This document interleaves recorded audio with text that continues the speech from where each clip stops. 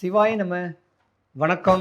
நான் உங்கள் ஜோதிடர் கருப்பசாமி, கேஜிஎஃப். ரெட்ரோ ஆன்மீக சேனலை பார்த்துக்கிற அனைவருக்கும் வணக்கம். எல்லாருக்கும் எல்லா வளமும் எல்லா நலமும் கிடைக்க எம்பெருமன் மாடம்பாக்கம் தேனுபுரீஸ்வரர் தேனுகாம்பாளுடைய அருளாட்சி உங்களுக்கு கிடைக்கணும். சிவாய நம. 2026 சனீஸ்வர பகவானுடைய வக்ர பெயர்ச்சி மேச ராசி முதல் மீன ராசி வரைக்கும் நல்ல பலனை எந்த ராசிக்கு கொடுக்காரு, கெடு பலனை மத்தியமான ராசிக்கு எந்த ராசிக்கு கொடுக்காரு. ரிஷப ராசி, கடக ராசி, கன்னி ராசி, துலாம் ராசி, மகர ராசி, மீன ராசிக்கு அற்புதமான பலன்களை தான் கொடுக்க போகிறாரு. இந்த வக்ர பெயர்ச்சி 12 ராசிக்காரர்களுக்கும் யோக நிலைமை தான் கொடுக்க போகுது. மகர ராசி சனீஸ்வர பகவானுடைய வக்ர பெயர்ச்சி. ராசிநாதனுக்கு அதிபதியே சனீஸ்வர பகவான் தான். மீன ராசியில் இருந்த வக்ர பயிற்சி சனீஸ்வரன் பகவான் கும்பராசிக்கு பேசிக்கிறாரு. இத்தனை வருட காலமாகவே இடையூறல் துன்பத்தில் அடைஞ்ச உங்களுக்கு, கடலில் தத்தளித்த உங்களுக்கு, கலங்கரை விளக்கம் தெரிஞ்சால் எப்படி ஒரு பெருமூச்சு வருமோ அந்த மாதிரியான யோகம் உங்களுக்கு இருக்குது. உள்நாடு வெளிநாடு பிரவேசங்கள், படித்த பிள்ளைங்களுக்கு நல்ல ஒரு வேலை வாய்ப்பு, அது அரசு சம்மந்தப்பட்ட வேலையோ இல்லை அதிகார தோரணையான வேலையோ இல்லை படித்தவங்களுக்கு உண்டான வேலை, அது கம்ப்யூட்டர் சார்ந்த ஒரு வேலையோ கிடைக்கிறதுக்கு வாய்ப்பு இந்த டிசம்பர் மாதத்துக்குள்ளே 100க்கு 100 உண்டு. அதே போல் மகர ராசியில் உள்ளவர்களுடைய வீட்டில் சுப நிகழ்ச்சிகள், திருமணம் சொல்லக்கூடிய சடங்கு நடக்க போகுது.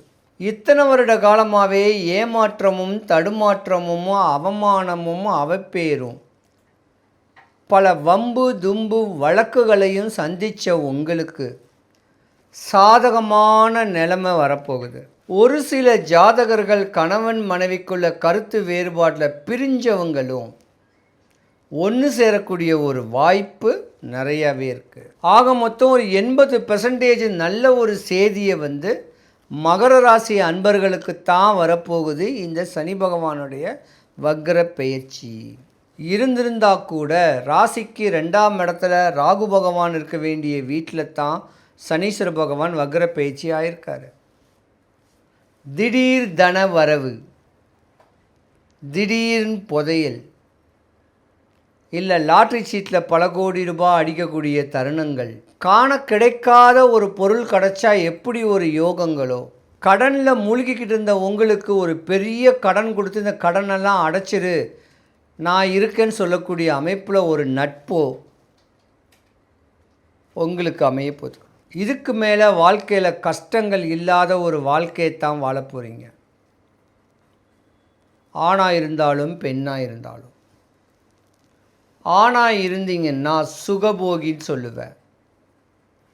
படம் தயாரிக்கிறது, சினிமா ஃபீல்டில் இருக்கிறது, சொந்த தொழிலில் பல கோடி ரூபாய் யோகங்களில் வரக்கூடியவங்களுக்கு இருந்த நீங்கள் இனிமேல் லாபம் அடைவீங்க. அரசியல் பிரவேசமும் உங்கள் ஜாதகத்தில் பலமாகவே இருக்குது. அதுவும் பெண்கள் ஜாதகம் தாங்க பலன். ஆண்கள் ஜாதகத்தோட பெண்கள் ஜாதகத்துக்கு தான் மகர ராசிக்காரர்களுக்கு யோகமே அதிகம்.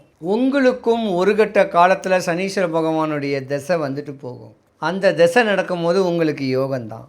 மாற்றமே ஏற்பட போகுது. பற்ற துன்பம் எல்லாமே விலகி போகுது. குரு பகவானுடைய அனுகிரகமும் உங்களுக்கு கிடைக்க போகுது. சனீஸ்வரன் பகவான் நல்ல ஒரு தருணத்தை ஏற்படுத்தக்கூடிய நேரம் இந்த வக்ர பெயர்ச்சியில் உண்டு. சூப்பராக இருப்பீங்க. நீங்கள் வழிபடக்கூடிய தெய்வம் அவங்கவுங்க வீட்டு குலதெய்வம், அவங்களுடைய முன்னோர், இல்லை அந்த வீட்டில் இருக்க வேண்டிய பெரியவர்களை வழிபட்டுக்கிட்டு வரணும். இப்படி முறையான அமைப்பு பண்ணிங்கன்னா நல்லா இருப்பீங்க. சனி பகவானுடைய வக்ர பயிற்சியில் சுப பலன்கள் கொடுத்தாருன்னா தடபட்ட விவாகம், சுபகாரியம் சனி பகவான் கொடுக்க யார் தடுப்பார்?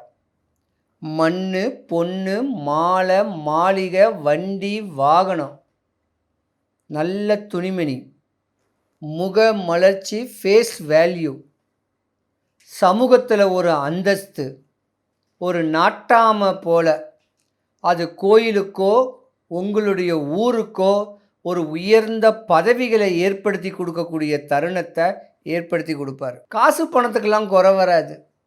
தானங்கள் தர்மங்கள் பண்ணக்கூடிய அமைப்புக்குண்டான யோக நிலைமையை கொண்டு வைக்கக்கூடிய தருணம் சனீஸ்வர பகவான் நல்ல பலனை கொடுத்தா இதெல்லாம் அள்ளி கொடுப்பார். கணவன் மனைவிக்குள்ள ஒரு ஒற்றுமை, தான் பிள்ளைங்க தான் சொந்த பந்தத்தோட ஒரு அரவணைப்பு, அன்பான ஒரு அமைப்பெல்லாம் கொண்டு வந்து கொடுப்பார்.